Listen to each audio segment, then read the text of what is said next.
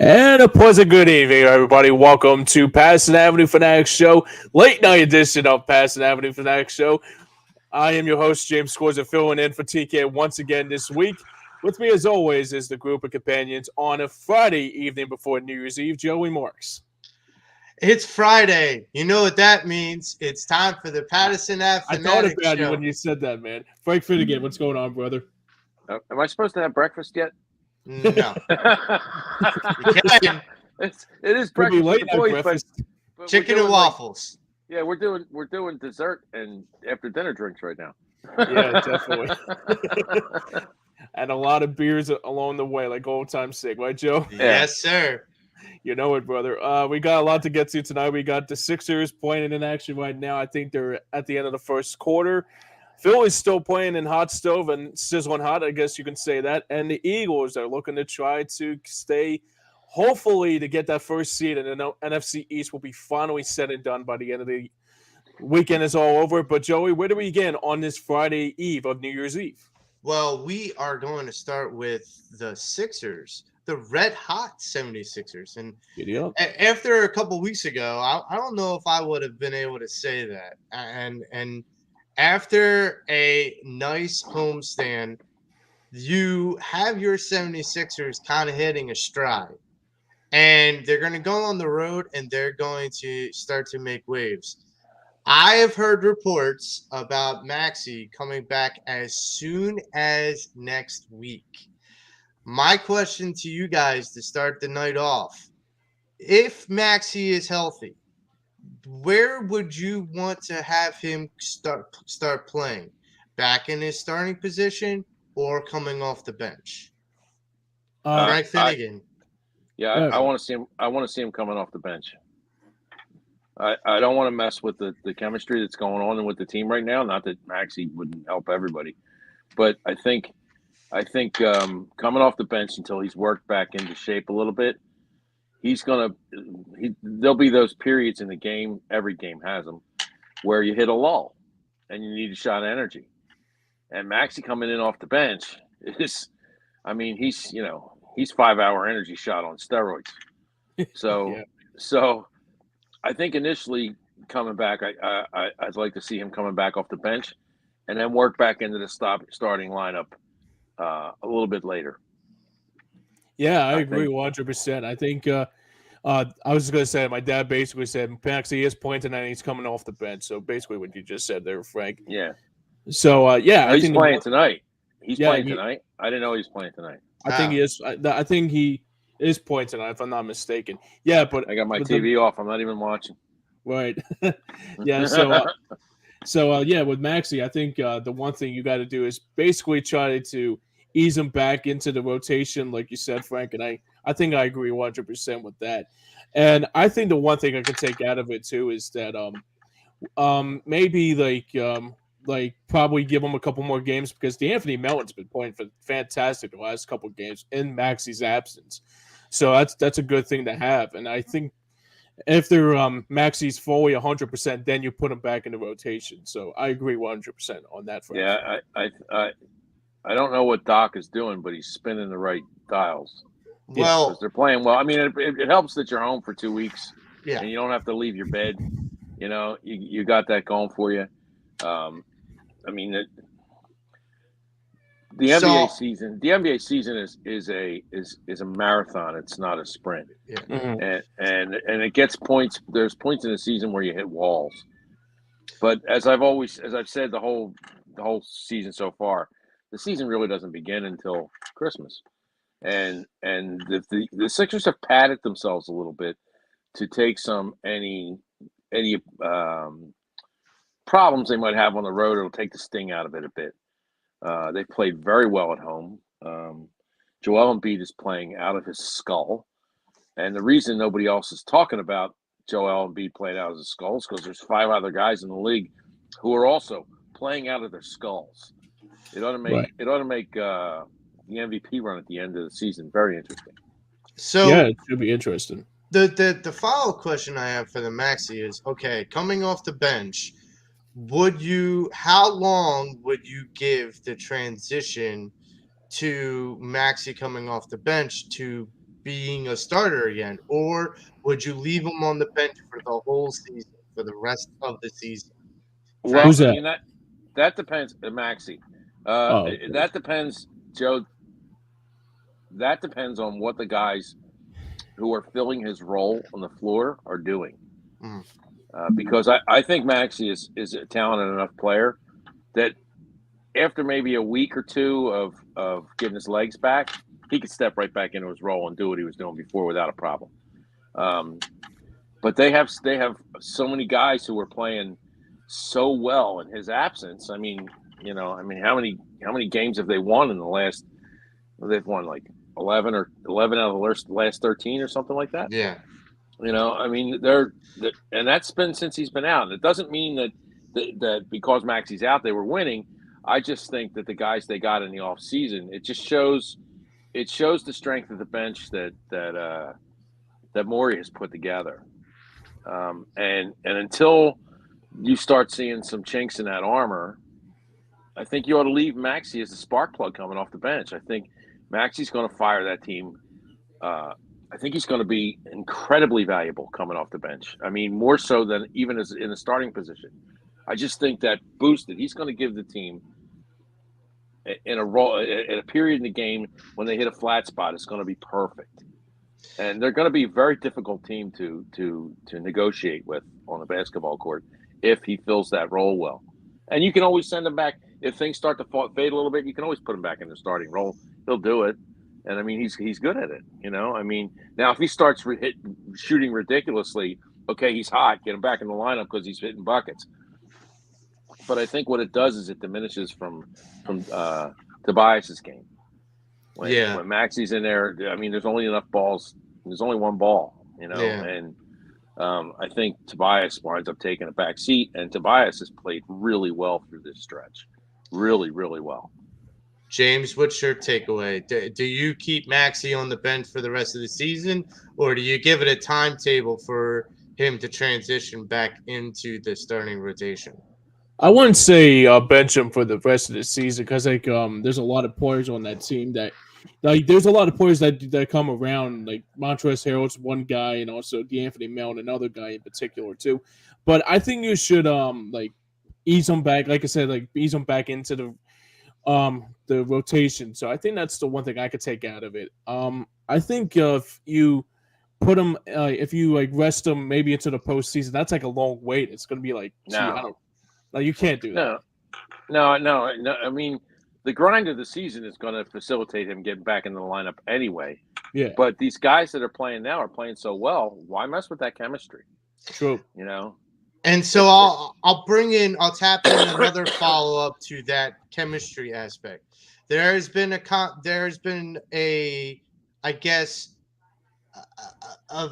prediction of sorts, or a hypothetical of sorts. Would you run, or would you be against Doc running a 3-guard lineup out there? Where it's Melton, Maxey, and Harden, with Tobias and Embiid. I was gonna say Tobias in that role too, right? Yeah, he would be 4, and Embiid would be 5. Would you run that 3-guard lineup out there? I think that's dependent on the matchups. Yeah, I really do. Yeah, I don't know if I don't think you could survive if you in a series if you tried to run a 3-guard lineup at Milwaukee. Right. Yeah, that's not going to work. That's not going to work. It's great stuff. Great stuff right there, guys. Before we go any further, tonight's show is brought to you in part by Cherry Firm Esquire. Workers' compensation, motor vehicle accidents, personal or criminal law. Give him a call at 610-565-0300. And tell them the boys over at EOP and Pattison Avenue sent you. And so, I mean, we're going to go straight into the Embiid conversation because Frank, you hit the nail on the head. The man has been playing out of his skull. Out of his skull. And I'll tell you this. A couple weeks ago on this show, I basically told everybody I didn't think Embiid was playing up to the level that he could be playing. He wasn't. Well, he wasn't, but he must be a fan of the Pattison Ave Phanatics because he's like, I'm going to prove him wrong. and I'm like, okay, I'll shut my mouth. All right, I understand. I think he listens to our show, like Tommy said a couple weeks ago. Yeah, like I get it. You want to shut my mouth. I understand, but I don't think he was picking on you personally, Joe. No, I know, but I, this is the thing that I am going to ask: how much of a contender at this point is Joel Embiid for the MVP? James, I'll start with you.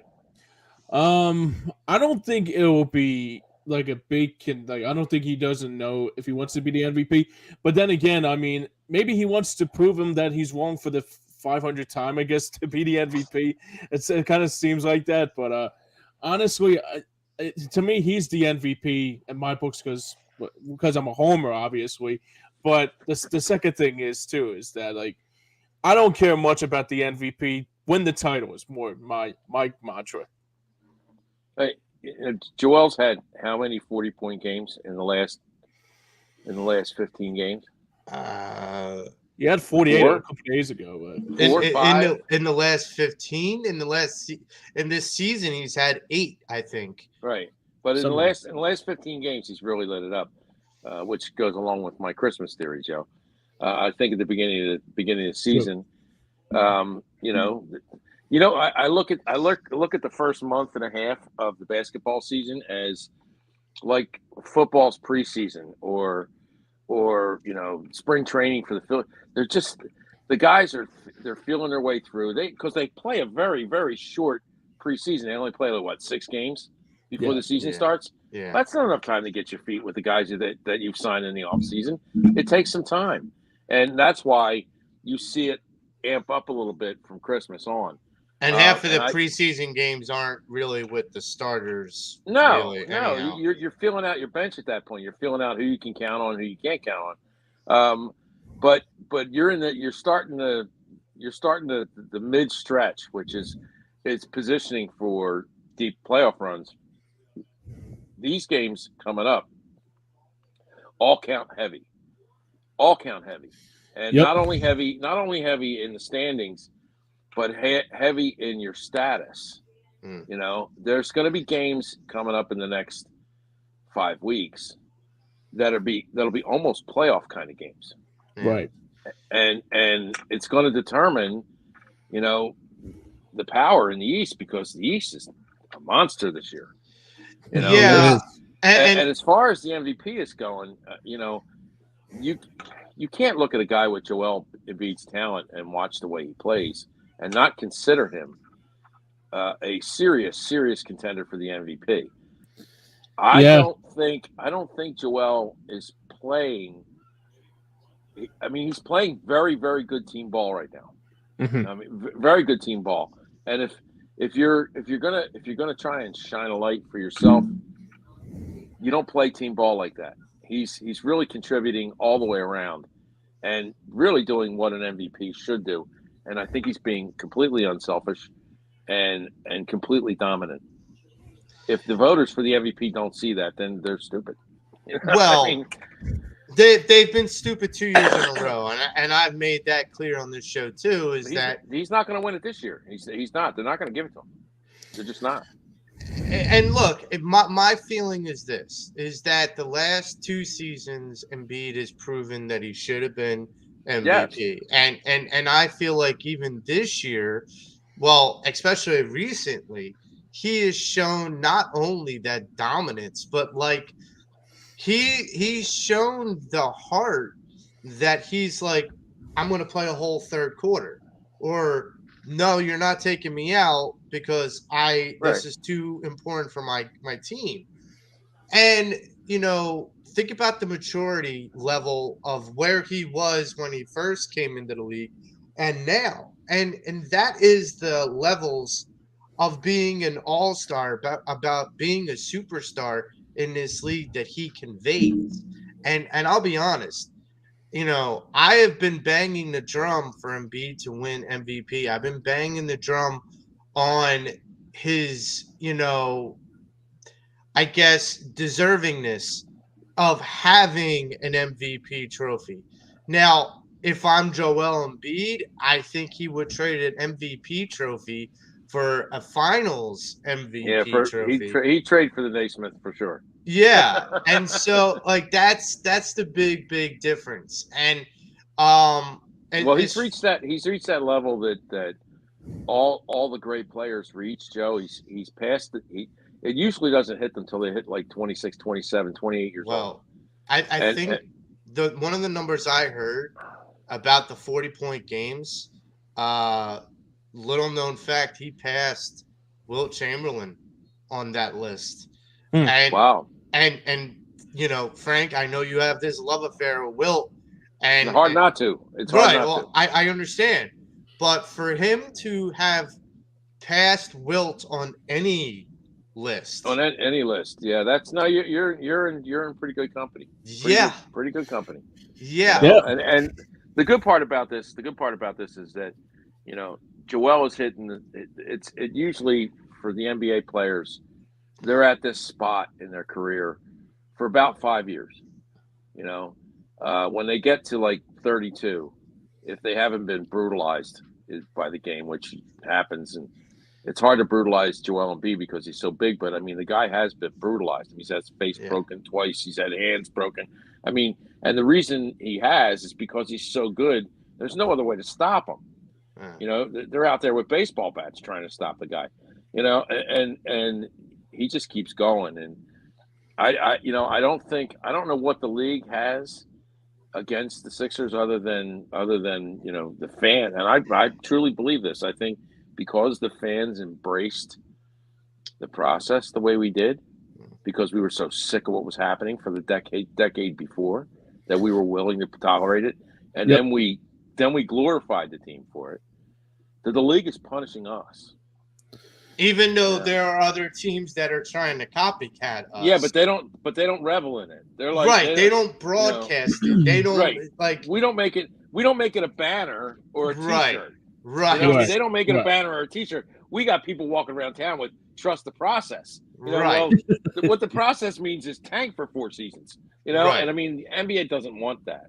You know, they just don't want that, and that'll relate later to something I'm going to say about baseball. But I mean, that's the thing is, like, when you look at like teams like Oklahoma City and Orlando and Sacramento. These are teams that want to, you know, collect assets. That's the business way of putting tanking, is that we're collecting assets. You know, I got to tell you, Sacramento has been collecting assets for 3 friggin' decades. Okay, I mean, Sacramento. I wish I had a list in front of me that told me how many times they've been in the lottery in the last 30 years. I'll bet you it's 18 to 20 times. Oh yeah. What have they garnished from that? I mean, Sacramento to me is like the land of lost and broken toys. You know, I mean, they just don't know how to put it together. I don't know whether it's their ownership. Well, it has to be their ownership and their management team, because they've had a wealth of talent to choose from, and they have done absolutely nothing with it. Yeah.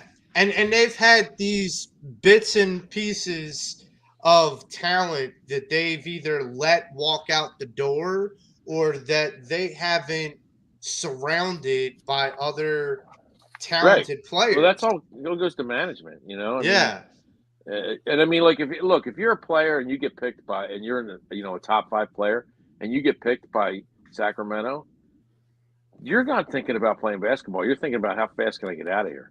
Right. Because everybody knows.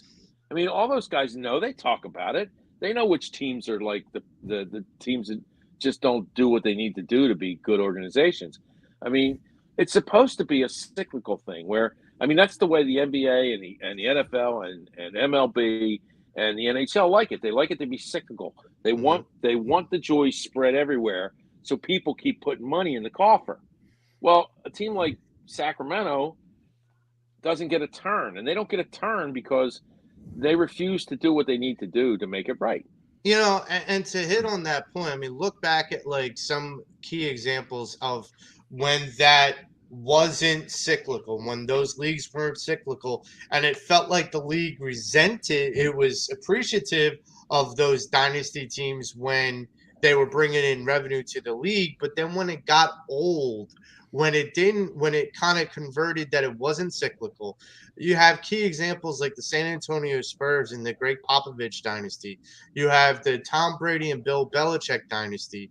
You have the Chicago Bulls and the Phil Jackson and Michael Jordan dynasty. Yeah, in each of these different examples, You got Showtime. Right. Yep. You have different examples of the league saying, okay, we're appreciative of you bringing notoriety and popularity to this league. However, give everybody else a chance. Well, I mean, I'm gonna be honest here with my feelings as far as that's concerned. Through the 80s and into the 90s, the league was completely thrilled with the Lakers and the Celtics and the Bulls being the show. They didn't really care about anything else. They didn't care what happened. As long as those three, and I'm going to say the word, markets were hot, they were mining the gold. Yeah. That's I mean, you're talking about, if you're talking population wise, you're talking what, 6 million people in Chicago and 7 or 8 million people in the Boston area, and 12 million people in the LA area, let alone all their, Klingon fans across the country. I mean, how many people did we see wearing Bulls jackets in Philadelphia, or Lakers jackets in Philadelphia, or God forbid Celtics jackets, which I hated seeing as much as I hate seeing somebody wearing Dallas gear. But I mean, the league mined that because they loved it. And they weren't about facilitating cyclical then, but now they are, because other teams are like, well, they saw what, the Celtics had gone through what, like 7 or 8 years of not doing well, and they did what the Sixers did before the Sixers did it. They went through a period where they tanked to get players, and then wound up winning a championship on it. Right. Okay. Well, I mean, they're the ones that gave the blueprint. It wasn't the Sixers that did it. Teams like that made the blueprint. Yeah. And said, this is what you have to do to get better. I mean, we struggled for decades with those mediocre mid-first round picks that were all good players, but they weren't next level players. We couldn't get that next level player. All those years where we hovered around the 6 to 12 draft pick. 6, 12, 15. Yeah. In that area, I mean, it's a black hole of really hit or miss kind of players. My buddy made a point a while ago, but he made this point, and it's kind of valid. Yeah, you'll get some outliers, but it's kind of valid. In the NBA, unlike a lot of other leagues, once you get past the first 3 or 5 top, draft picks, it's a hit or miss with those guys that come after. Those 1 through 5, 1 through 3 guys, those may not be like the LeBron James all the time, but they're more of a sure thing than anything after. Most seasons, most years, the guys who are and I really, it's less now because so many underclassmen enter the draft. But back in the 80s and 90s, I mean, you could count on the top 4 or 5 picks being world beaters when they got to the game, But now you have so many one and dones like our boy Ben Simmons, who I don't know whether you've seen the stats on Ben Simmons, but he is now shooting 46% from the foul line, which means he's not even making 1 of 2. How is that possible? How's it possible? How's it possible? Because he's allergic to the basket. Yep. He's allergic. I saw a film of him taking 3-pointers. Yeah. And they had the guy who was filming it was in the stands, and this was like the shoot around before the game. Right. And he took 7 shots, and he hit the rim twice. Jesus Christ. He hit the rim twice. Jesus. So I wonder if we should get Shaquille O'Neal to be his shooting coach. because it's not going to help. No, but it can't get any worse. I think it would be better off just shooting. Oh no, underhanded. it can. It can. And I, for one, will be happy to see it get worse. I will be thrilled to watch him crash and burn. Man. But he's got his money; he doesn't care. Oh yeah. You know. Yeah. Speaking of money, what do you guys think of the Harden thing that came out this week? Now fill me in on this because I didn't hear I'm confused all by of this. it too. Okay, all right. There was a story, and I think Woj dropped the bomb that Harden wants to go back to Houston. Now, this year's the end of his contract, right? So, Woj usually talks to people. Yep. I don't think.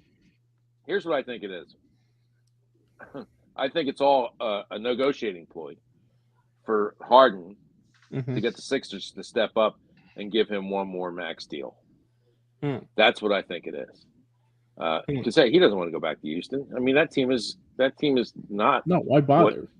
Yeah, it's. But I mean, he's playing heartstrings there, and I think it's all a negotiating ploy. But Woj dropped a bomb that Harden may want to go back to Houston, and I think it's all about negotiations. Look, you have to have trade. No, well, at the end of the year, he can opt out. He can opt out. He can opt out. Okay. Yeah, he can opt out, and he's telling the Sixers, sign me or I'm going to go back home. Yeah. So he's working another max deal, is what he's trying to do. Now we have to decide: is he worth another max deal? And I don't know. Well, here's the thing: Toby's contract comes off the books, so even he's got another year on that. No, Toby's going to be a free agent. Not this year. End of this year. No, next year. He's got one more year left. Oh. Next year. I thought it was 2023, but nope. The thing with Harden is with the opt out. You opt out to give him a max deal. What was the point of the original deal? Like, what was the point of this 1 year? Was it a prove it year? I mean, because you really can't give him a max contract because you've already paid PJ and you've already taken on Melton and all these other guys. I mean, where's the money going to come from? I mean, that's what I'm confused about. But I agree with you. I think it's a bargaining chip. I think it's his way. He's their player. He's their player, Joe. They can sign him for whatever, because he's their player. Right. They can give him a max deal, and now as far as bringing somebody else in to help after that point, now you're way up against it. Yeah. But I mean, Harden doesn't care about that. This is a business. He's trying to get as much money as he can, and God bless him. Yeah. I mean, how many years do those guys have left? They only got about so many bounces in the basketball, and it's time to call it quits. And you go behind a microphone, or you go live on a cattle ranch or something, and take your money. So I mean, he's doing this, and he's telling Daryl Morey, look, you're gonna have to pay. And Daryl Morey's going to go to the front office. He's going to go, hey, if we want this to happen and we want to hold on to JoJo, because I'm going to tell you something. If Harden leaves, JoJo's next. Well, speaking of money, we'll transition into the topic that Frank also wants to get into, and that is baseball. And the Philadelphia Phillies have been making the hot stove piping hot this winter. Sizzling hot. Yes. Frank, you had some news about the Mets ownership before we dive into the Phillies news. It's not so much news. I mean, I've read it all. It's out there. But the working theory is that the MLB owners are furious at Cohen's spending. Now, I mean, they tolerated it with the Yankees because the Yankees are the Yankees. The Mets ain't the Yankees. They're just not. Like, the joke up in New York, and my son went to school with a lot of kids who were New Yorkers because he went to school up there. The joke with the Mets was you could find Mets tickets in your couch cushions. You couldn't find Yankees tickets there. They really, New York does not respect the Mets. And the only reason they go to games now is because the all-star cast that they have in there. But let me tell you something. If the Mets start losing, they'll be down to 7,000 a game in no time. So the owner is spending like a drunken sailor on shore leave for one night, and he hasn't been on shore leave for 6 months. Well, he's pissing every nickel out of his pocket, and he spent $800 million in this offseason on players acquisition. Well, the rest of the league is going, I mean, you're killing me here, dude. Because the rest of the owners, I mean, think of yourself as a team like Pittsburgh or Milwaukee, and you have to compete with a guy who's dropping $800 million on players. Well, they're part of the organization too. They're part of the conglomerate too, and they're making it difficult to put people in the seats because now they can't afford the players that they need to put the people in the seats. Right. Because a guy like Cohen, MLB is not happy with what Cohen is doing. Now the Players Association is like, they're pigs in a puddle. They're like, yeah all our boys are going to get rich, and exactly all right. the players are, all the players are the same way. But I mean, this is a snake that's eating its tail. Yeah. And I'm going to make a prediction here. MLB is going to take it out on the Mets the way I believe the NBA is taking it out on the Sixers. And Cohen is spending all this money on the team, and I guarantee you, if it's within their power to screw them out of a title, the MLB is going to screw them out of a title. They're not going to let him win spending money this way because he's hurting the entire product. The one thing that I could say about the Mets, and a lot of people might disagree with me, but here's the one thing I know to be true. The Mets have had and have organized good rosters in the last 20 years. Yes, they have. And the thing that I always say, whenever I hear a Mets fan come up to me and say, we're going to do it this year, I say, yep. Don't you get tired of being like brokenhearted at the end of the season? Wait, you're a Philadelphia fan, and you asked the guy that question? Are you kidding me? Yes. We're genetically predetermined to keep our expectations low. Right. So that's why we're protecting our hearts. Like we that's why a lot of people who were so critical about why the Philly faithful wasn't out there in late September, it's because we're protecting our damn heart, man. We didn't know if we were going to make the playoffs, and you guys were going to break our heart the last week of the damn season. So of course we're going to be a little protective. It's like having a girlfriend that wants to say, "Yeah, I'll go out with you," but you're nervous, and you think she's never going to show up to the date. So you get all dialed up, and you go to the girl's house, ring the doorbell, and pray to God that she's not going to come to the door and laugh at you. I'm going to make another analogy on top of that. Philadelphia fans are smarter than that. And the guys who were running the team before this group of guys were horrible at it. Yeah. And I mean blindly horrible at it. And the fans of Philadelphia know that. They looked at what they were doing, and they were like, this isn't a product we're interested in buying. And finally, the ownership said, you know what? This isn't a product we got 12,000 people in the stadium on a Sunday afternoon. What the hell's going on here? Yeah. You should have 28 to 30,000 every Sunday, no matter what. Yep. And you're pulling crowds of 10 and 12,000. I mean, it was ridiculous when they would show somebody hit a ball to left field and see nothing but blue seats and one guy drinking a beer. Right. I mean, True. that's not what you. Well, next season, you're not going to see any blue seats in Philadelphia. No. They're going to be filled. What the Phillies did and what this front office is doing is showing the fans, okay, we heard you, so we're going to respond. And the difference being that Cohen thinks he can just buy a championship, okay? And if you know anything about the cap tax, I call it a cap tax. The penalty luxury for going tax. Over the luxury tax. The more you go over it, and the more times you go over the limit, the more you get penalized. Yeah. So the money amount goes up, and you lose draft picks. So and here's the thing. You can't keep spending to build your team because it's costing you too much. You know, that $800 million isn't going to cost him $800 million this year.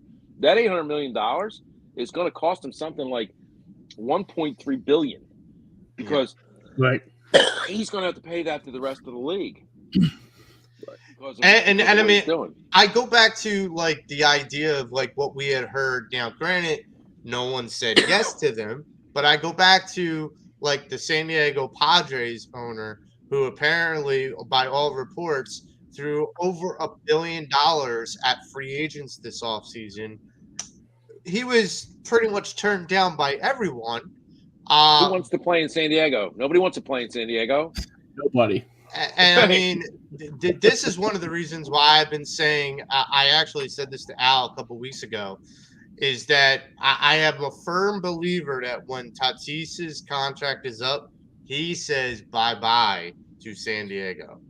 Well, he could. He does not want to be there. And I would not be at all surprised if he still stays in the California region. That's all I'm going to say. Joel has 20 points in the first half. Oh man. Oh, man. Well, he can't be listening to us. That just came up on my highlights. I was like, oh my god, they're losing it. They're losing at halftime, but he's got 20 points. Tells you all you need to know. Yeah, he'll finish tonight with 40 again. So, what do you guys think of this Kimbrel signing? Because this came out of left field, and I was fairly impressed. I love it because you know what? Kimbrel's not coming in here to be the Kimbrel he was 6 years and 7 years ago.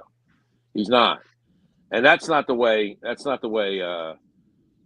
Topper uses the bullpen anyway.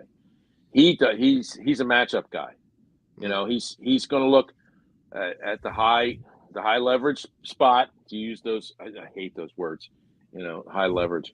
But I mean, that's what it is. You know, Kimbrel's going to be a specialist. He's going to come in and he's going to go, okay, Craig, I need you to get these three guys out, and then you're done for the night. He's not going to have him as a closer. He might close some games. But this is going to be, you know, I mean, how can I doubt what that coach has done? Because you watched him manipulate the bullpen at the end of the season. And it was masterful, and they just ran out of bullets against the Astros. They just, you know, they had fired all their bullets and they had nothing left. And you can't blame the Phillies for losing because they just went up against a team that went 9-10 deep in their pitching staff, and the Phillies just didn't have that. You know, no other team did. The Phillies beat every team along the way that couldn't match up with the Phillies pitching. You know, they ran out of bullets. Well, that's why the Phillies won, because they had the staying power. They met a team in the finale that just had better pitching. Now, I also heard that that the Phillies are in the market for Bennett from the Mets, their other starter, who's a free agent. I heard that may happen too. That may happen as well. That is still in the offing. What's that? Zach Britton, I think it was. Yes. Yeah. Is it Britton or Bennett? I think it's Britton. Zach Britton. Yeah. Well. Zach Britton at the ex-Oriole. Okay. Britton, you're right. Yeah. He's a free agent too, and I would not mind having him on this team at all. You know, it wouldn't bother me a little bit. No. He's a good player. He's a very good player. That would enable the Phillies to not rush their youngsters. Young arms. True. You know, and I also feel like not rushing those youngsters gives you a leeway for two things. Number one, some depth with that arms race. Yes. And number two, it gives them enough time to get familiar with the MLB hitters and what they need to do. You don't have to put the weight of the world on these guys right away. You can look, I have to applaud the Phillies in one clear aspect. what they've done to kind of groom some of their starting pitchers in this organization has been nothing but amazing. You look at like Ranger Suarez 2 years ago. You look at Bailey Falter last year. That is astonishing. Yeah. What they've done. Falter has some work to do. He needs another pitch. No, I agree, but you can't deny that kid went from shaky to solid. Yeah, he's got stuff. What do you think? What do you think of the rumor that was floated of Mike Trout wanting to be traded here? I think that was clickbait-ish. I listen. Look, the rumor is he wants out of the Angels. Well, yeah, because the rumor came down that Shohei Ohtani is going to be going to the Dodgers. So everyone's abandoning ship on the Angels thing. So Mike Trout's like, I'm not going to stay here and wave the flag for an organization that's giving up on paying the talent that they've grown to stay here. That Angels club is a completely snake bit. They had like Pujols for a while, then they got like Josh Hamilton in his prime, mind you. But they had so many players on that team. They had and they had so many good pitchers there that they had a strong rotation. And honestly, when you add a Shohei Ohtani and a Mike Trout together with a Rodon and other guys, they should be a lot better than they were. They should be winning hands down. Right. And now, but my feeling is if you trade for Mike Trout, who are you trading to get Mike Trout? Well, I mean, if you're gonna make a deal with Mike Trout for Mike Trout, a couple of things have to happen. You have to get rid of salary on your team. But part of that deal has to be a salary swap. So a guy like Castellanos would have to go. They're probably going to want a Rhys Hoskins. I'm okay with that. I'm good with that. It's probably you're still going to have to give up some more money because Rhys and Castellanos, you'd have to still give up some. No. We don't. No, they're going to have to give up. They're going to have to give up some pitching, the minor league pitching. Is what they're going to have to give up. Maybe like a Abel or somebody like that. Like they're going to have to give up. They're going to have to give up one of the cherries. That's fine. And somebody else on the team is going to have to go to swap that money back, or the Angels are going to have to come up and pay part of that salary. Because I mean, he ain't making chump change. Well, I think that he's 35. He's $35 million a year for the next 8 seasons. Right, and I think that the most that they could pay on that total salary is 40 to 50%. I think that's the most. Well, that depends. They're not going to pay $200 million. No, but what they'll do is they'll do like a sliding scale thing, Joe. Yeah. Whatever player they take off the Phillies' hands will slide the scale of how much back end money they're going to give the Phils, if that happens. Now, I'm sorry, but call me a dreamer, but to having Bryce Harper and Mike Trout in the same outfield, in the same batting lineup, I just whoa, what? First off, to have those guys in the same lineup with a possible Kyle Schwarber and Trey Turner and JT Realmuto, I mean. You want to talk about a dream lineup? You're now 7 deep. You're now 7 deep in your batting order of guys who can kill you. There's only one other team in baseball that goes that deep, and they just won the World Series. Not only would I make Dave Dombrowski the executive of the year, I make him the freaking mayor of Philadelphia. Hell. Even though that would include Pittsburgh, hell, I don't care. Pittsburgh's getting ready to shuck their best player, so I mean, Pittsburgh, they can't afford to hang with the Mets and us. The Phillies have a cash machine down at Citizens Bank Park. It just prints money there. That's why Atlanta built their stadium.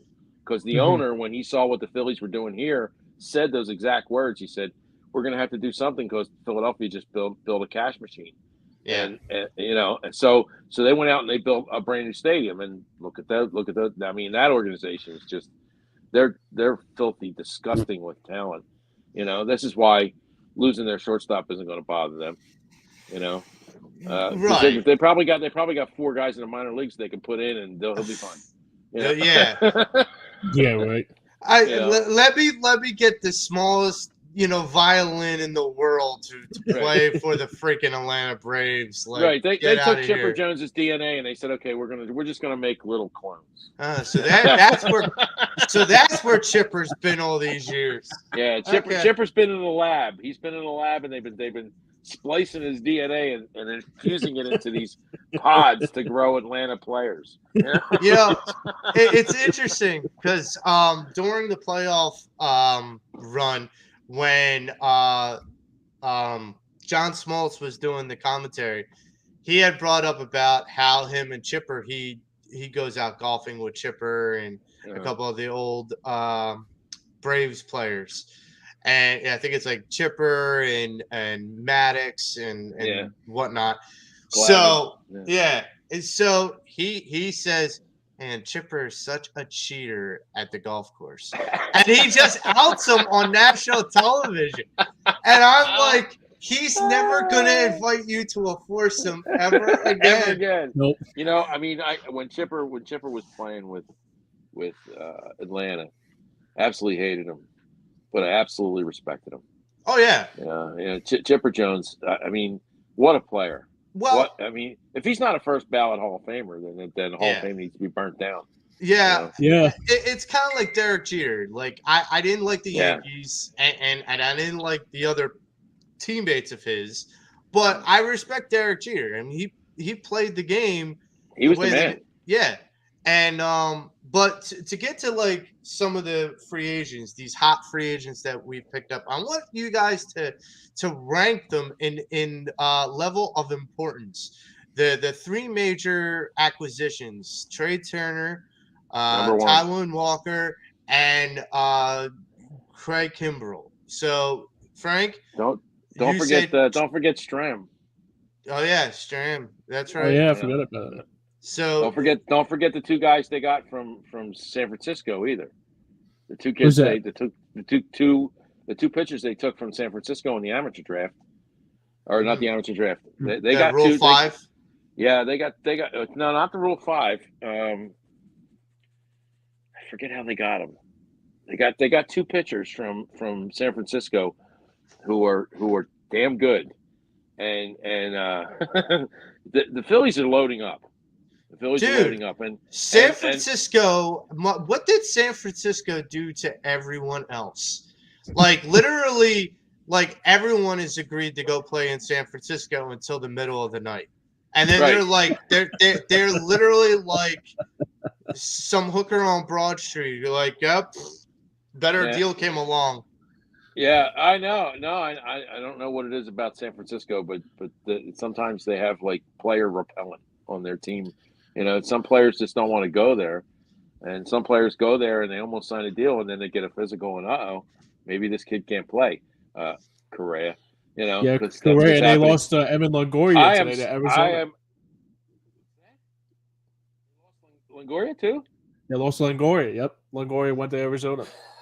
Longoria's at the end of the rope anyway. I mean, that's what they were saying. He's that 10 years. Longoria was 10 years ago. He's not that player anymore. No. But Correa is supposed to be in the prime of his life, fit as a fiddle, and oddly enough, he can't get a contract because he goes and gets a physical, and things just don't look right with his knees.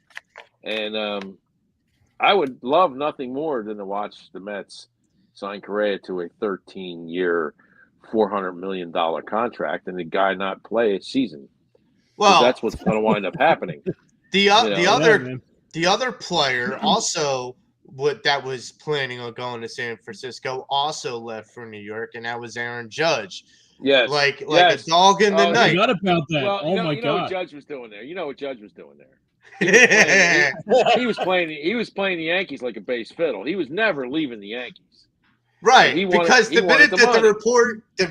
the reports hit the hot wire, that the Yankees owner is like, no,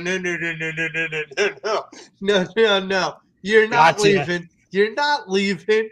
Where are you going? Well, you know that would have made the Yankees owner.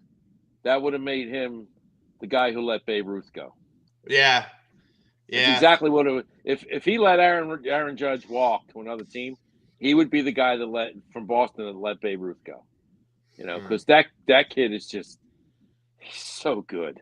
I mean, he's so good. He just is. He's Mike Trout when Mike Trout was 23. I mean, he hit 61 home runs. Right. In a season where he wasn't like the highlight of the season. No. That's astonishing. Now, that being said, I really didn't like the way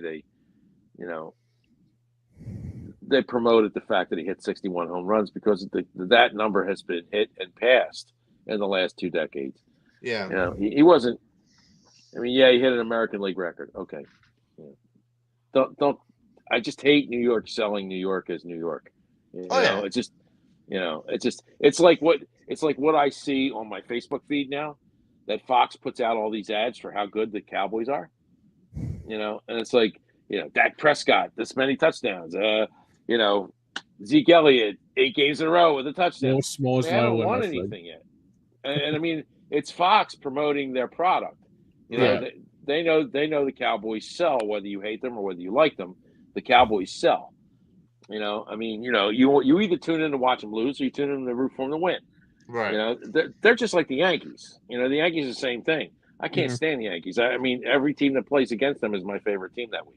Well, that's why Fox always has the Yankees at least 4 or 5 times a month. They know where their bread's buttered. Yeah. I mean, they know, and they're just milking that cow, and I can't wait until they fall on their face with the Cowboys, because that's going to happen.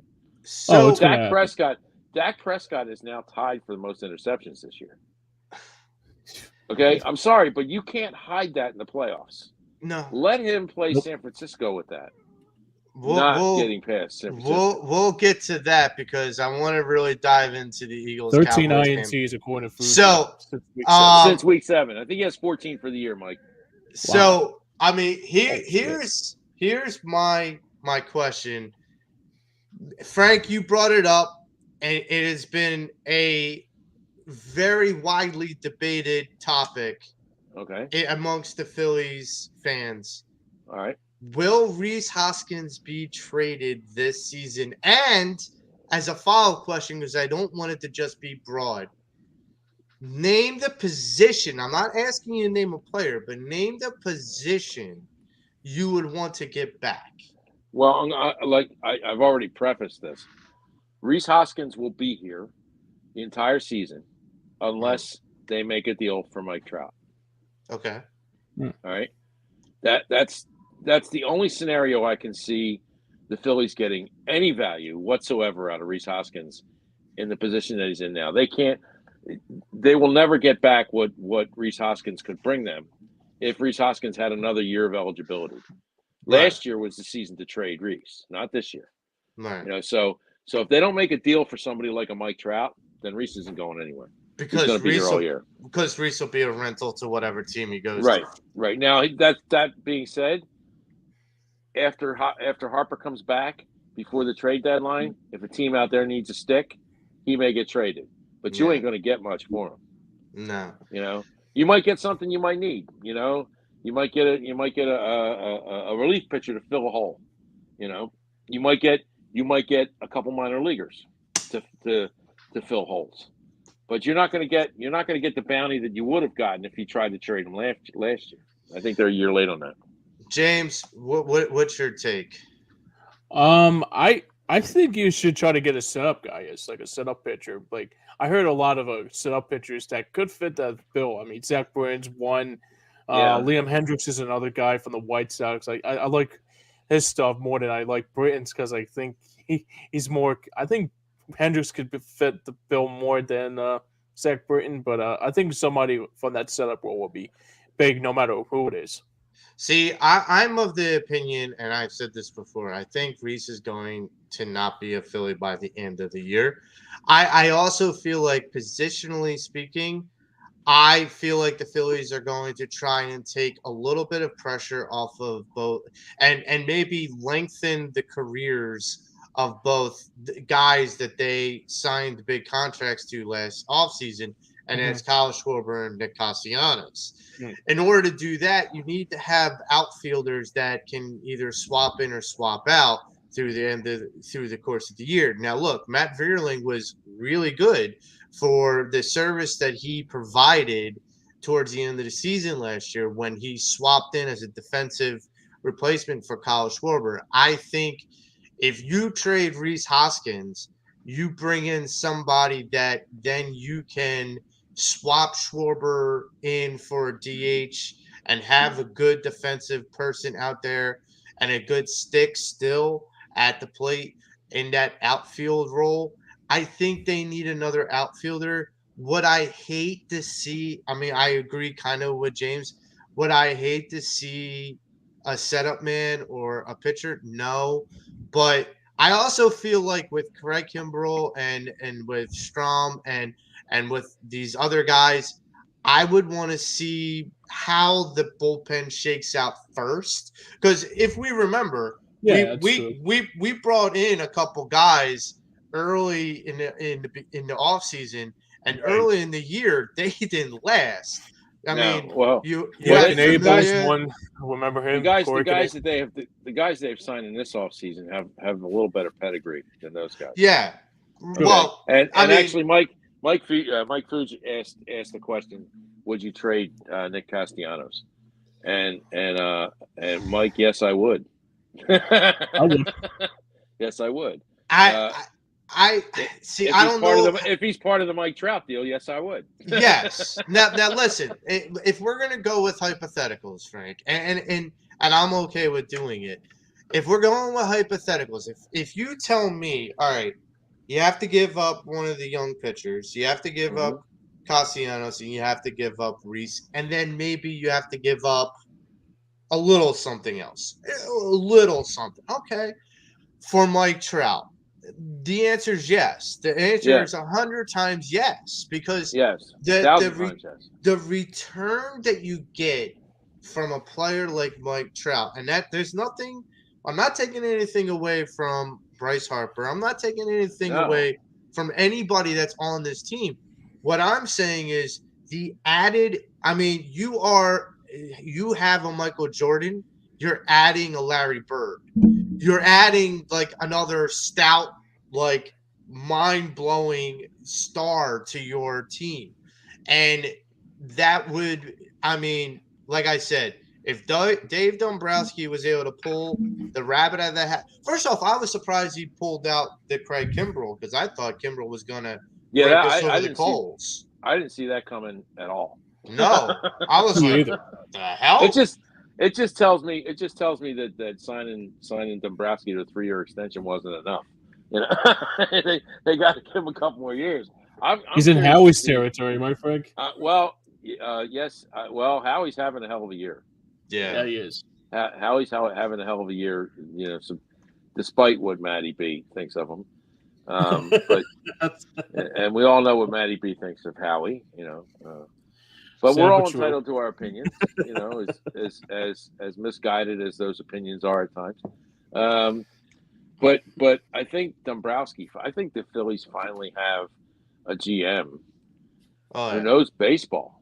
Because I mean, everywhere that Dombrowski has been, he has built a winner. Everywhere, and I think you're going to see this. You're not going to see it this year. You're probably not going to see it next year because they have a wealth of talent at the top of the tree with the big club. I think you're going to see this. Here's this. I mean, you know, I'm going to make a stupid prediction again.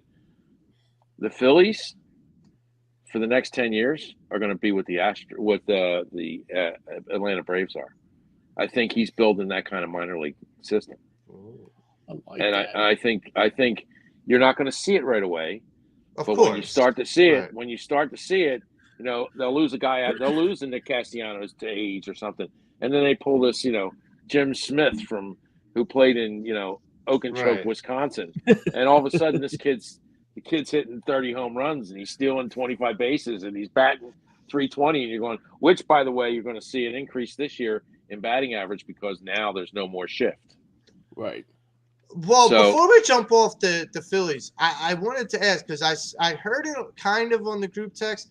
What was the Alec Baum trade rumor? Or I didn't hear any. What?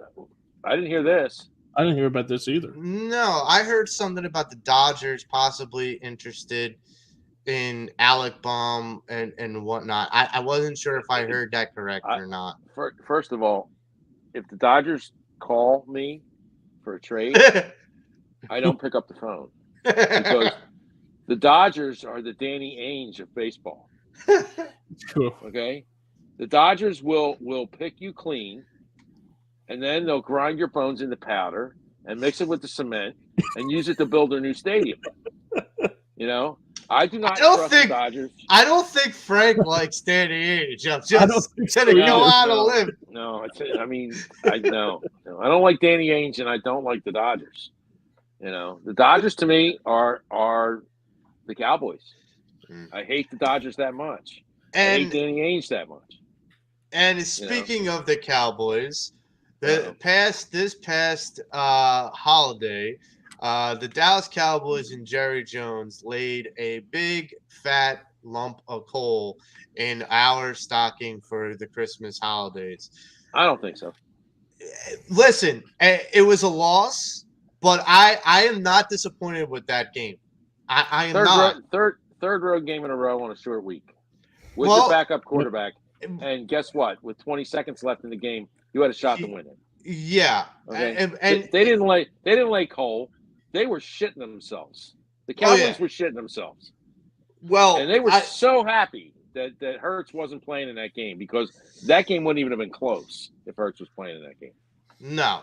And I think that's what scares them even more is that we didn't play our best game because we had 4 turnovers. You are probably not going to win a game even if you have your star in there if you turn the ball over 4 times. No.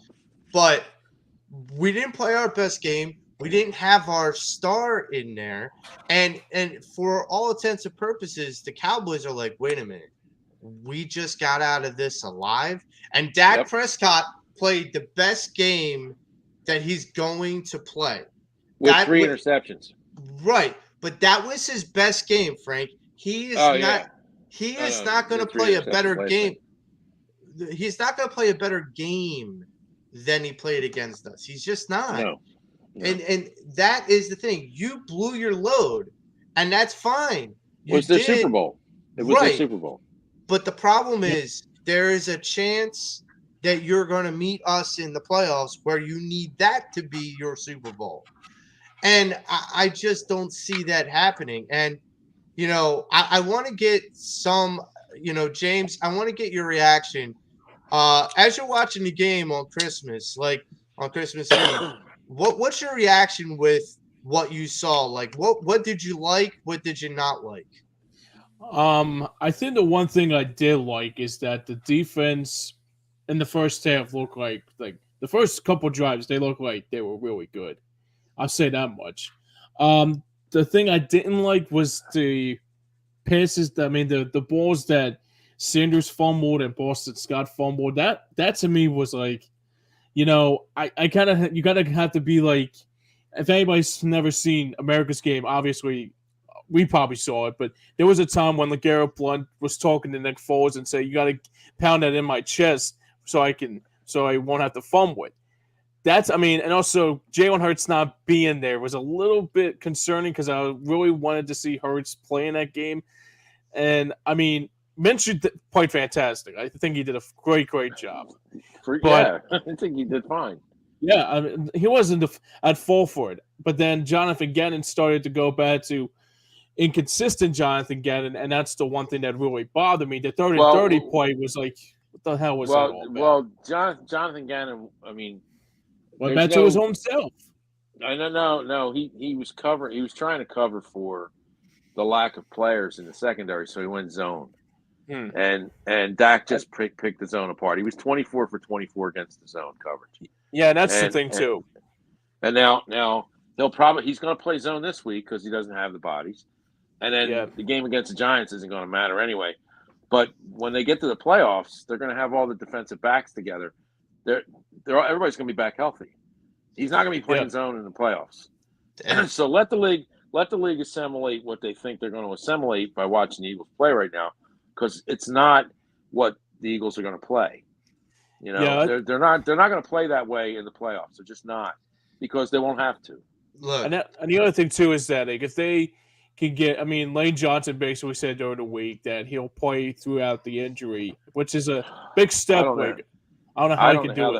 I don't know how the hell he's going to do it. I have an understanding of that. I'm going to get into in a minute. Go ahead, James.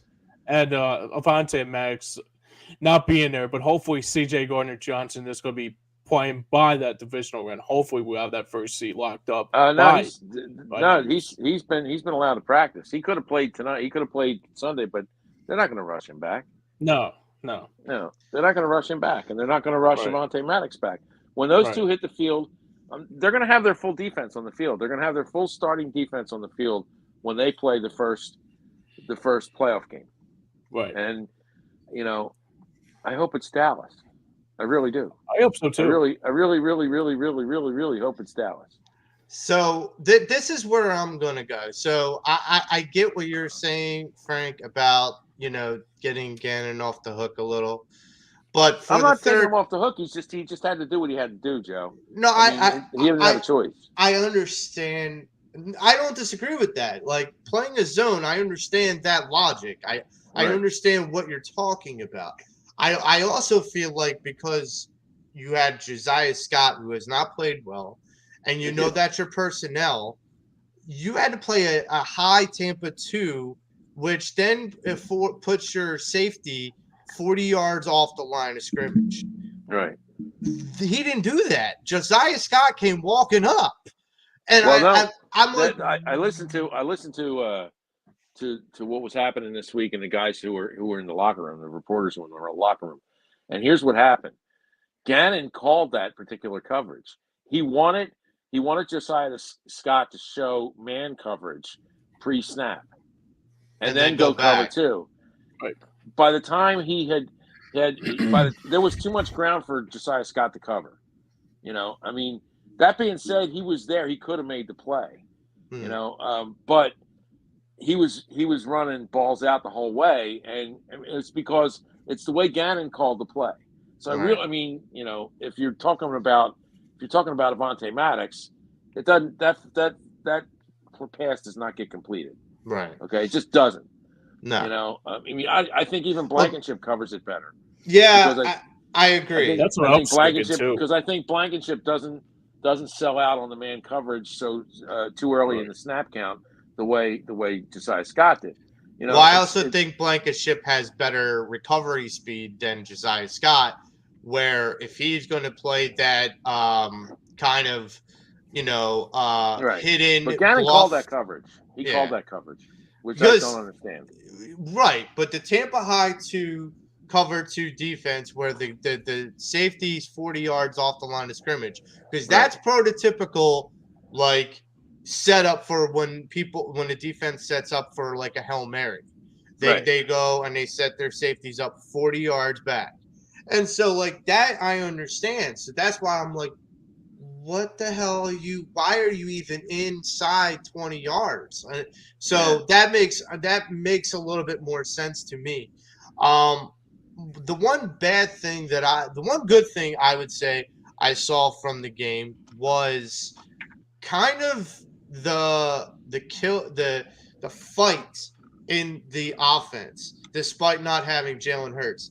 When we talked last week, I said that I felt like this was going to be jab, jab, jab, haymaker, haymaker, haymaker. No, both teams apparently came out and said, no, we're just going to throw haymakers. Yeah, it was freaking NFC East. It was an absolutely fabulous football game. Yeah. It was a great game to watch. It didn't turn out the way I wanted it to. Right.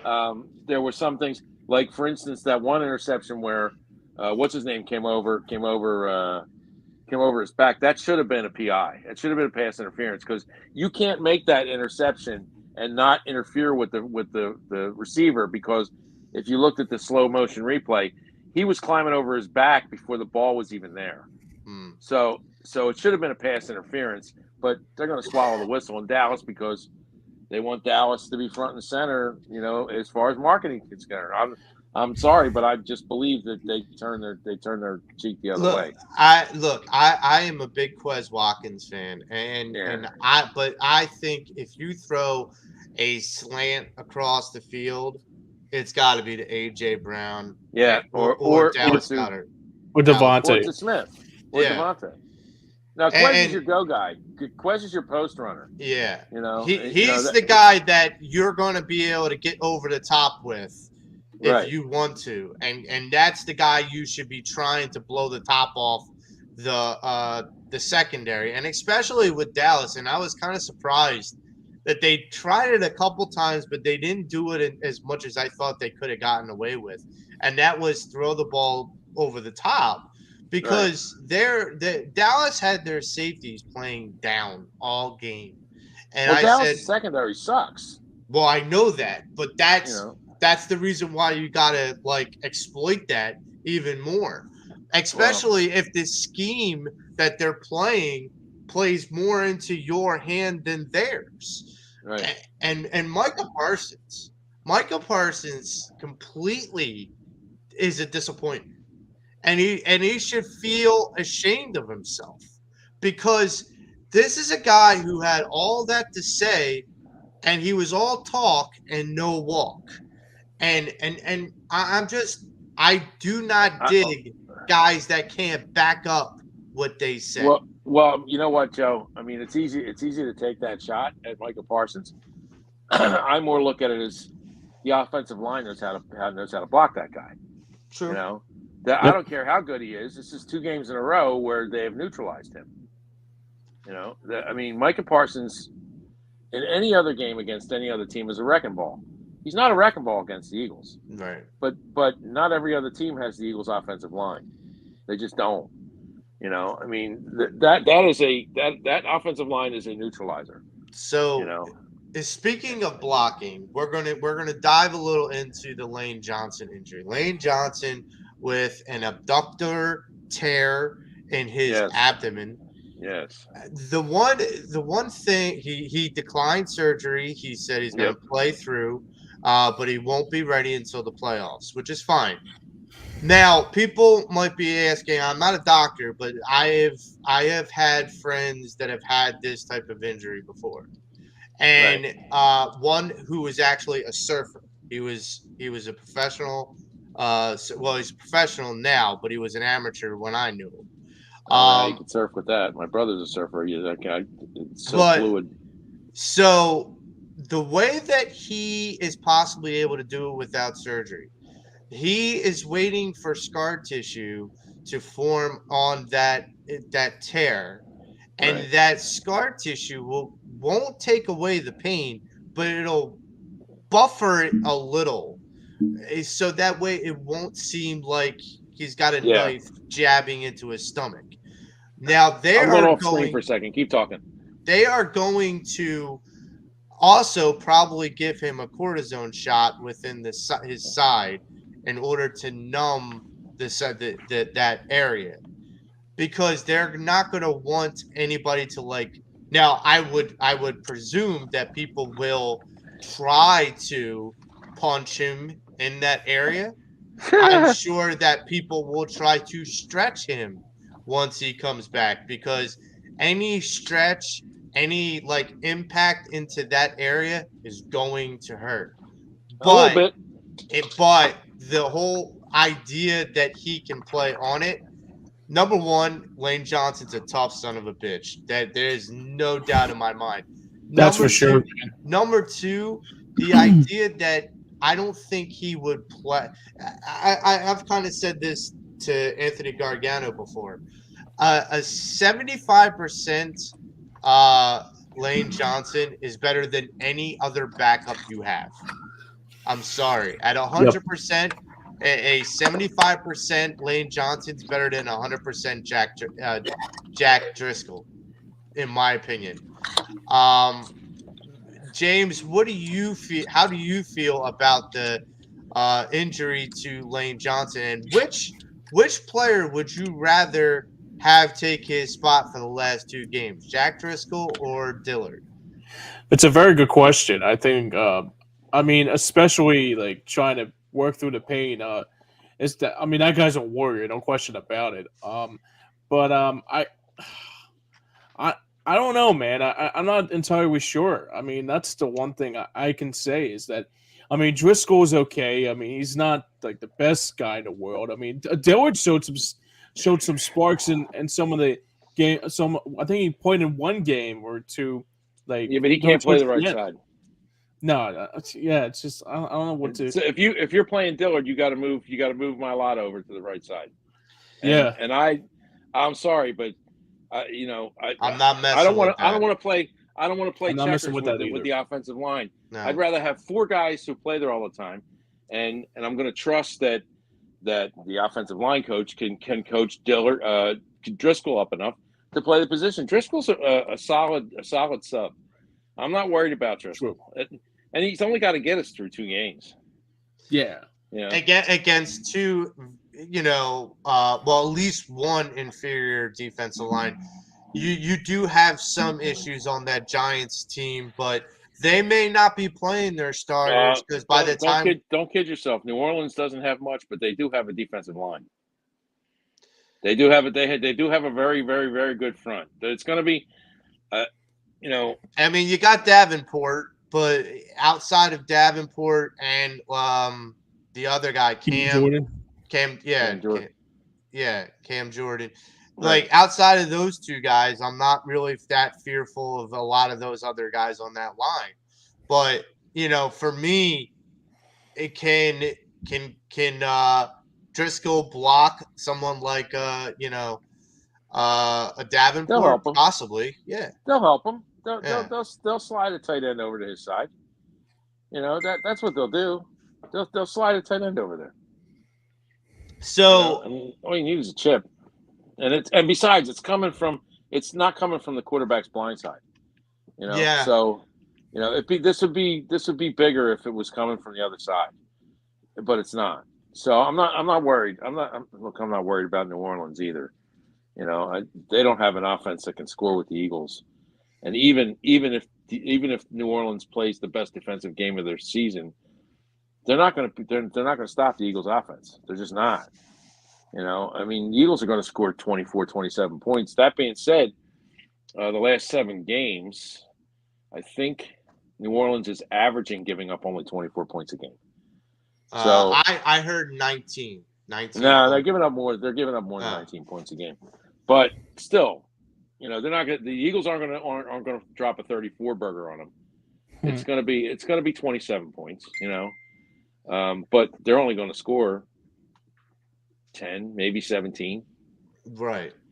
Well, I mean, here's my takeaway from all of this is that with the same and James, I know one thing for certain this week. You are not going to pick the Saints. No, I'm not. I know that for a fact. I know that. I know that is a factor. Drew Brees is now on that other sideline. I understand that. But well, no, James has learned his lesson picking the Saints the last 2 seasons, and has lost both times. Well, in dramatic fashion. Well, it's understandable because in 2018 they lit the Eagles up 48-6 or something like that. So, I can understand why you wouldn't want to touch that burner again because it was a little hot. Yeah, it was. It was. But the thing is that with this team, I am not as much concerned about the Saints. I am, however, concerned about looking past the Saints. Why? The Giants aren't going to be playing anybody. It's not going to matter to them. Well, here's my thing: is I don't want to keep pulling the mulligan and then run out of mulligans. I want to get it done and move on. Well, me too. Yeah. Me too. But I'm not going to start Hurts to do that. So which one do you think concerns you most? the injury to Hurts and him coming back, the injury to Lane Johnson and when he comes back, or the injury to Maddox and when he comes back? Which one concerns you guys the most? Maddox. Maddox. Yeah, Maddox. Maddox concerns me the most because most teams have two really good wide receivers, okay? Mm-hmm. And the good teams have three. And to cover that third guy, you need a guy that can cover. You can't put Josiah out there, okay? Maddox is that guy. Maddox eliminates the headache of a good third option as a wide receiver. That's his job. As far as Lane Johnson, if he can play, he can play. If not, I'm not worried about it because I don't, I have a complete faith in that Eagles offensive line, and I have complete faith in their depth. I don't think Hurts' injury was that bad because if you watch the films of him throwing this week, he was throwing just fine. By the time they get to the playoffs, he's going to be fully recuperated. His legs are going to be nice and fresh, and I would not want to be the defense that has to chase that guy down with fresh legs. I just wouldn't want to be, and that's what's going to happen. The Eagles are going to kick somebody's ass the first week of the playoffs, and I really hope it's Dallas. But you know what I think is going to happen? I think Dallas is going to have to go play Tampa. Yep. And I think Brady's going to have a day. Well, because he can throw against that defense. There's something that makes me even more scared for what Brady's about to bring to the NFL this playoff season is nobody is picking the Bucs to get to the Super Bowl. Nobody. They won't get there. They won't get past us. I think they're probably done. Probably divisional round. Right, but you guys understand when Brady is counted out. This is when he goes to Super Brady, and that terrifies me. Brady can get down the field and he doesn't even need a timeout. If there's a minute left on the clock, he's scoring a touchdown. Don't piss. Look, I have poked the bear enough times with Tom Brady. I am not about to do it again. I'm just not. We live rent free in his head, dude. Oh, I understand. Yeah. But he lives rent free in mine. I've lost a lot of bets. But you're not on the field, I get it. And Philadelphia is kryptonite to him. I'm not putting any money I would love to against see him Tom in the Brady. championship I'm game just not. against the Eagles. Yeah, and it's going to be great. But I can't see San Francisco not being the other team. I can't. San Fran's pretty good. And see, awesome. I am not there yet. I am not there yet with San Fran. I know everybody wants me to be, especially because Nick Bosa is going to probably win Defensive Player of the Year. And I understand that. But when you play a game manager quarterback and you play against a team that's got a defense that's aggressive, bloodthirsty, you better have an offensive line like ours. Yes. Yeah. They're a neutralizer. They're a neutralizer. No, I'm not going to. Now, this here's a fact that's it's a scary proposition for the next game we have to go to. There's only one team this year that won the next game they played after playing San Francisco, and that was the Chiefs. Okay, and the only reason the Chiefs won is because they played San Francisco, went into a bye week, and really struggled coming out of the bye week. San Francisco beats the hell out of teams. I mean, they're like the Ravens used to be with Ray Lewis. Beat the hell out of teams. The way the Eagles were in 90, 91, and 92. You walked off the field, you were battered, bruised, bloody, and if you were lucky, your quarterback was still walking. Well, that brings me to one of my questions. So, if the Eagles lock up the 1 seed, knowing how well they've played this season, will that even matter going forward as far as them running the table in the NFC? Will being a number 1 seed matter I mean, yes, it's going to matter because it's going to be home field. But Right. what I'm getting at is that going to be a moot point when it comes down to how well they handle their opponents in the NFC?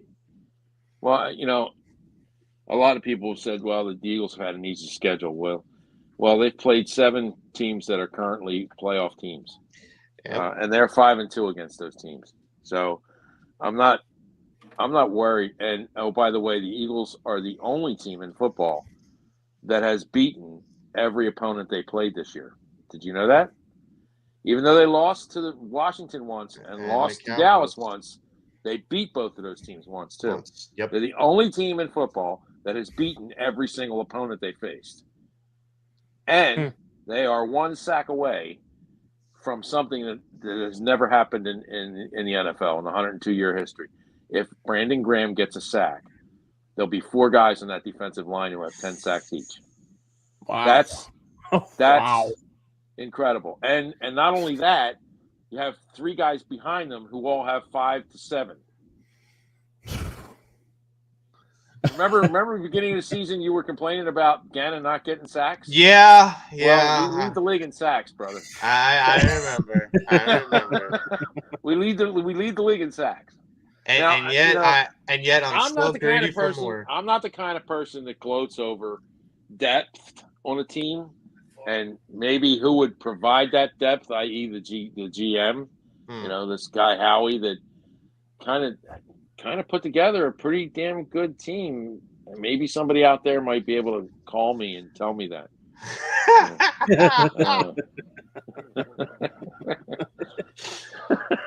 I don't know. I'm not mentioning any names, but right.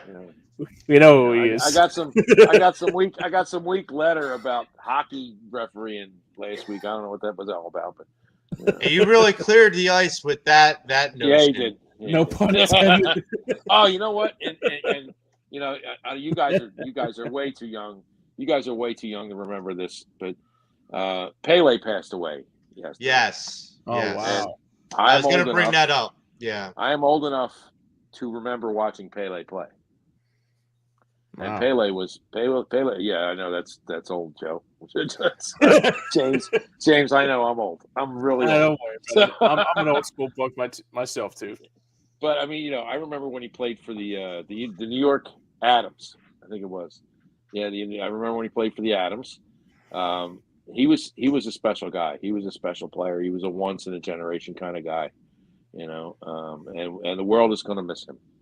He had a kick. He had a kick / maneuver named after him in soccer. I mean, that is the Pele over the head kick. Yeah.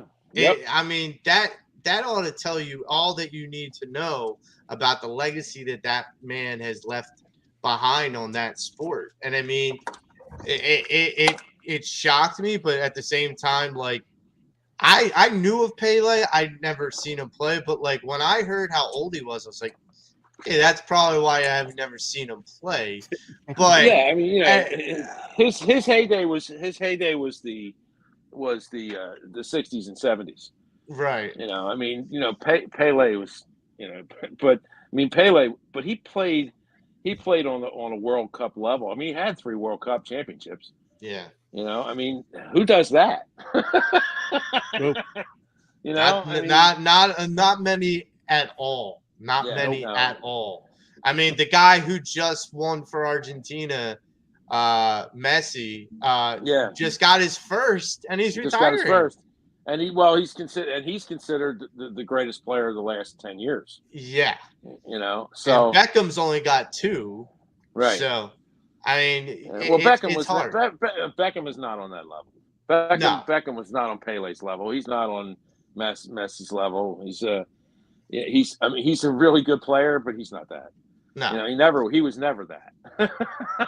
He was never that. But he might have been that to the ladies, but he wasn't that to like the sport itself. He sure scored a goal with his lady. That's for sure. Yeah, that's for sure. But no, the world will miss Pele because not only was he a great player, absolutely, he was a great ambassador for the game. He's iconic. Pele is iconic. He's Muhammad Ali. He's Arnold Palmer. Yes. You know, he's Babe Ruth. He's, you know, there's a Mount Rushmore somewhere with Pele up on it with those guys. You know, Yep. I mean, that's Pele. Well, you know?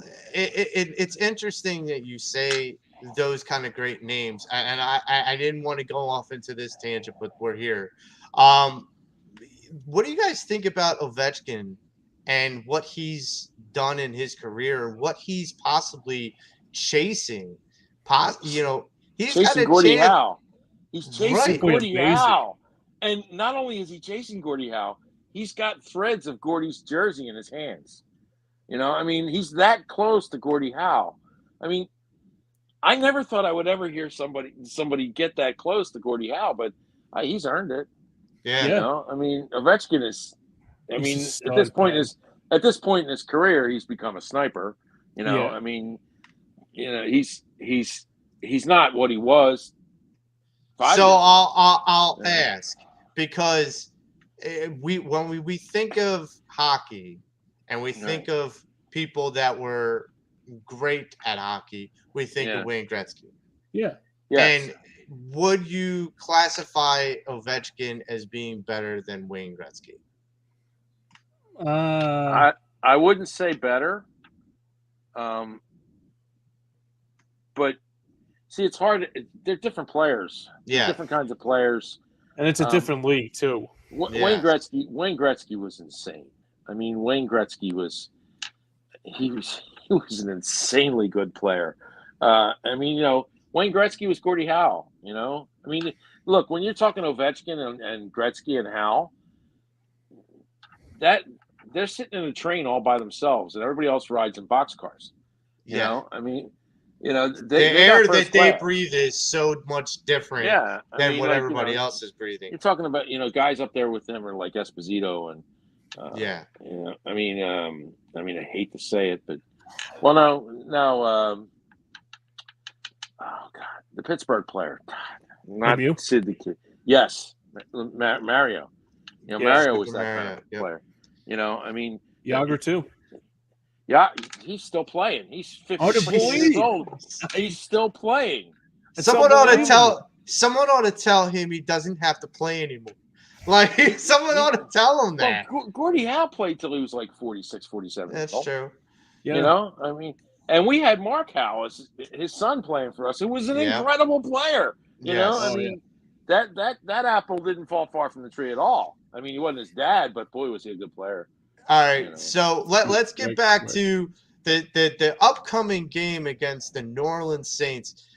You have the Eagles that are absolutely favored in this game, but they're only 5-point favorite in this game. Yeah. I'm not betting a lot more. I'm not going to bet on them.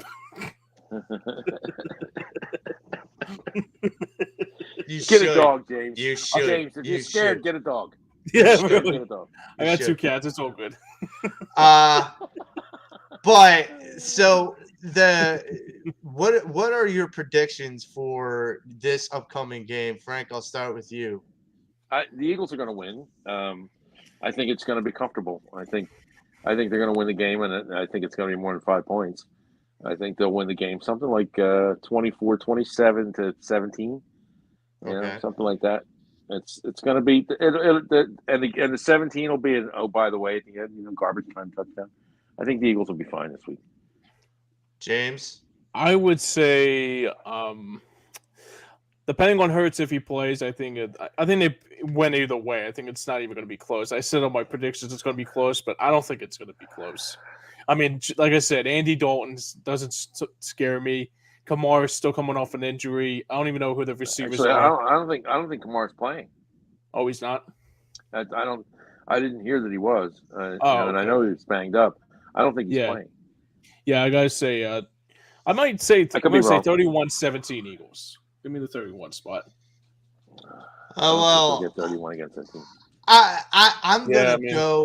I'm gonna go, and it's still going to be an easy game, but there's gonna be a lot of highlights for this game. And the one highlight is gonna be the Eagles defense making history and Brandon Graham making history in his own personal career. I would love to see that. And him celebrate at home with that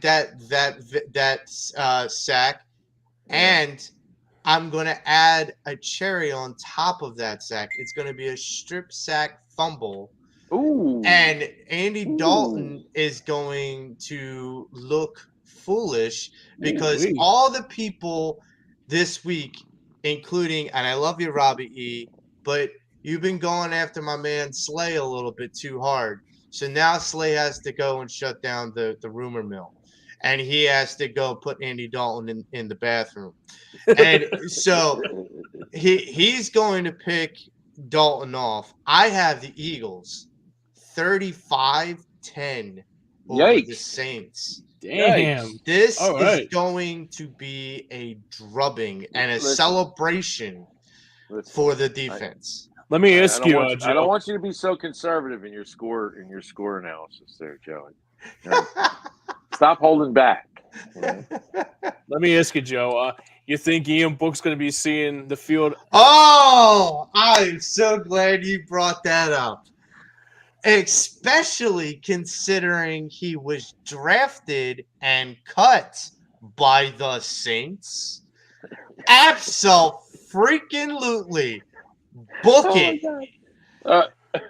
Ian Book. No, Ian Book. Dude, no, I don't want to see Ian Book on the field. I don't want to see Ian Book on the field. We'll probably see Nakobe Dean and Ian Book in the game. Well, that's the case. Dean, winner. Dean, yes, I want to see Nakobe Dean get a lot of snaps the next 2 weeks. So do I. So, before we sign off tonight, I wanted to remind everybody who's watching that on January 14th, Pattison Ave Phanatics will be celebrating our 5th anniversary show with some amazing, amazing guests. We're also going to be doing a 3 to 4 hour show. We're going to have such guests as E-Rock. We're going to have guests like Pat Bernard from Devereaux Sports, Cuz, Anthony Gargano, Bob Cooney, and the guest list is just Jamie going Lynch on. too, right? The bro, right? Yeah, I think we're going to have Jamie Lynch too. Nice. Yeah. So I have a relationship with both him and the Cuz. The guest list is growing. Some EOP people will be dropping by as well. Also, I am hoping to have a major announcement to report on that show. So stay tuned and please tune in on January 14th. James, as you can see, I'm not scared. I got a dog. Okay.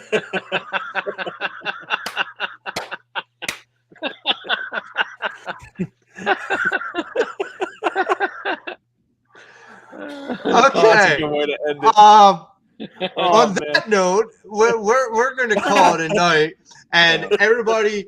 Hey, happy New Year, everybody! Happy New Year, all guys. Our friends and followers. We love you all. And, please be safe on this holiday. With the New Year's, please do an Uber, cab. Yes. Don't drink and drive. Be safe. Have a good New Year, and let's go Birds. Let's go Birds.